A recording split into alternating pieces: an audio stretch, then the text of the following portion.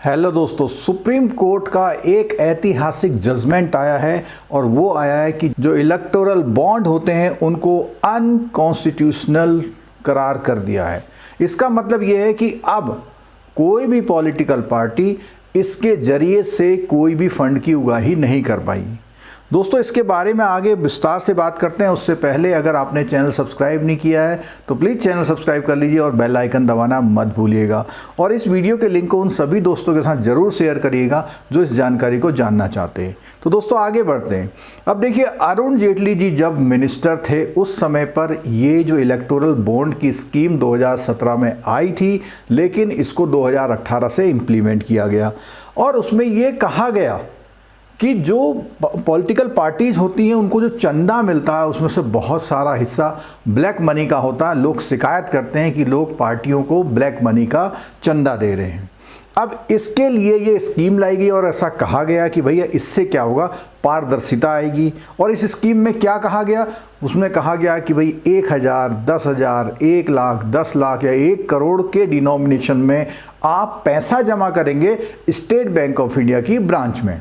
State bank of India आपको एक certificate दे देगा जिसको हम बॉन्ड बोलते हैं। उस बॉन्ड को ले जाकर के आप उस पॉलिटिकल पार्टी के ऑफिस में देंगे जिसको आप चंदा देना चाहते हैं।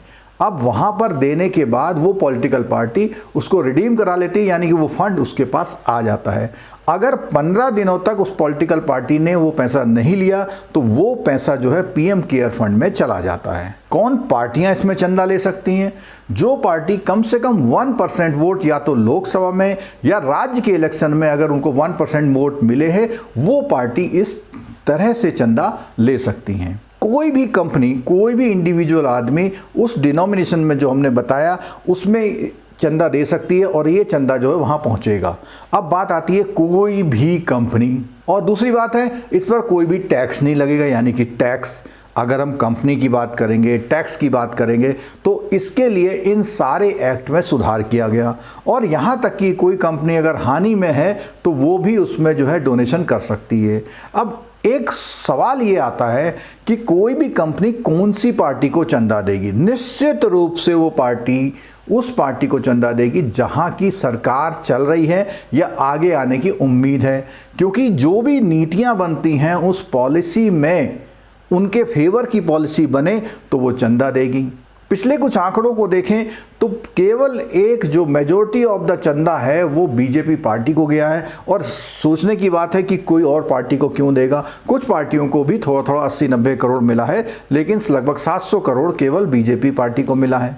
जब ये स्कीम आई थी तो उसी स्कीम के बाद से जो अपोजिशन की पार्टियां थी उन्होंने इसके अपोज में सुप्रीम कोर्ट में याचिका दायर करी। सुप्रीम कोर्ट में केस सुना गया और इसका डिसीजन आ गया। सुप्रीम कोर्ट में दलील दी गई कि भाई ये जो चंदा लिया जा रहा है इसको राइट टू इन्फॉर्मेशन में पब्लिश नहीं किया जा रहा है, तो ये एक जो सूचना के अधिकार के नियम का उल्लंघन हो रहा है। एक एसोसिएशन फॉर डेमोक्रेटिक रिफॉर्म्स है जिसको एडीआर बोलते हैं, उसने भी अपनी प्ली दी, उसने भी इस रेट में शामिल होकर अपनी बात कही।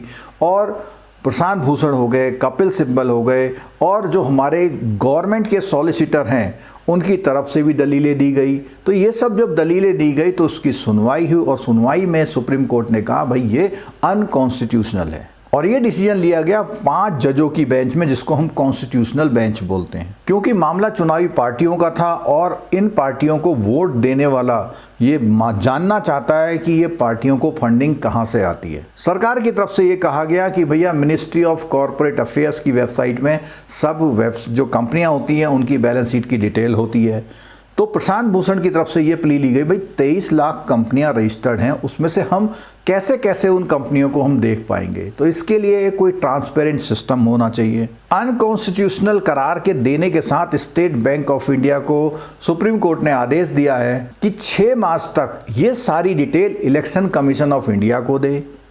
उसके बाद सुप्रीम कोर्ट जो है उसकी स्टडी करेगी और उसके बाद जो है पब्लिक के लिए अनाउंस हो जाएगा। तो सारे वो कंपनियों के नाम खुलकर आ जाएंगे जिन कंपनियों ने बड़ा बड़ा डोनेशन वहाँ दिया है। अगर आंकड़ों का अनुमान लगाएं तो लगभग 5 से 6 हज़ार करोड़ जो चंदा वर्तमान सरकार जो मेजॉरिटी ऑफ द जहाँ पर जा रहा है उसको अब इसका धक्का लगा है। अब वो पैसा उसके पास नहीं आएगा तो निश्चित रूप से आने वाले चुनाव में वो पैसा कैसे खर्च कर पाएंगे। और आपने देखा कि चुनाव में जो है बेहताशा पैसा खर्च किया जाता है। 2022-23 में अकेले लगभग 850 करोड़ का लगभग चंदा आया था, जिसमें 80 करोड़ रुपए जो है कांग्रेस को मिला और 720 करोड़ चंदा जो है बीजेपी को मिला, बाकी छोटी छोटी अन्य पार्टियों को मिला। कांग्रेस के साथ उनकी और पार्टियों ने भी डिक्लेयर किया है, लेकिन बीएसपी ने डिक्लेयर किया है कि उनको इसमें एक भी पैसे का चंदा नहीं मिला है। तो दोस्तों एक तरह से ये देखा जाए बहुत सही डिसीजन है, क्योंकि जो भी कॉरपोरेट चंदा देते हैं निश्चित रूप से वो वर्तमान सरकार जिसको चंदा दे रहे हैं या जिसको चंदा दे के वो सोचते हैं कि उनकी सरकार आएगी, वो पॉलिसियों को अपने फेवर में कराने की कोशिश करेंगे। अदरवाइज कोई भी कंपनी क्यों चंदा देगी। तो दोस्तों ये जानकारी थी इलेक्टोरल बॉन्ड के बारे में, बेसिक जानकारी थी। अगर आप कोई अन्य जानकारी चाहते हैं तो हमसे संपर्क कर सकते हैं और इस वीडियो को उन सभी को ज़रूर शेयर कीजिएगा जो लोग जानना चाहते हैं कि जो पार्टियां हैं वो कैसे फंड लेती हैं और कितना कितना फंड लेती हैं। दोस्तों वीडियो देखने के लिए बहुत बहुत धन्यवाद। मिलते हैं फिर अगली वीडियो में। Thank you very much.